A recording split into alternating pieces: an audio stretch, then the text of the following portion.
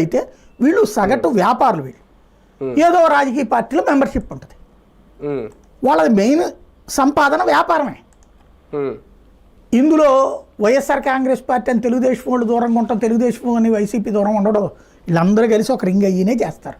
నాకంటే మీకే ఎక్కువ తెలుసా, కాకినాడ దగ్గర వ్యాపారాల్లో అన్ని పార్టీలు తెలాపాపం తలాపిడికిడే. దాంట్లో ఏమవుతుంది, ఎవరు అధికారంలో ఉంటే వాళ్ళు 60 పైసలు వీళ్ళు 40 పైసలు తీసుకుంటారు. ఇప్పుడు 70-30 అంటున్నారు. అట్లా వీళ్ళందరూ పాత్రదారులే. ఇందులో జనసేనకి పాత్ర లేదు. ఇంటర్నల్ ఒప్పందాలు ఉంటాయంట రాజకీయాల్లో. బేసిక్గా ఇందులో జనసేనకి పాత్ర లేదు. తెలుగుదేశం పార్టీ వైఎస్ఆర్ కాంగ్రెస్ పార్టీ వాళ్ళకి ఇద్దరికీ తెలుసు, ఇద్దరు అధికారంలో ఉన్నోళ్లే కాబట్టి వాళ్ళు చేసుకుంటున్నది. ఇక్కడ జనసేన బయటపెట్టిన కుంభకోణం ఇది. టీడీపీ సేఫ్ గేమ్ ఆడిందని ఎంతవరకు అనుకోవచ్చు ఈ వ్యవహారంలో? అంతే కదా.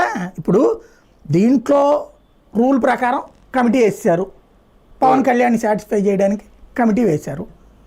వాళ్ళు ఎవరో 4 అరెస్ట్ చేస్తారు, మళ్ళీ వాళ్ళు బెయిల్ వచ్చేద్ది కోర్టుల్లో. ఎందుకంటే దీన్ని కుంభకోణం అని చెప్పి చూపెట్టడానికి సమస్య.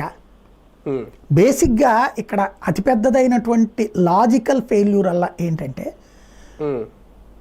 రైతు దగ్గర నుండి ధాన్యం సేకరణ ప్రభుత్వం చేపట్టి, అంటే నేను అనేది ఏంటంటే నిజంగా పరిష్కరించదలుచుకుంటే రేషన్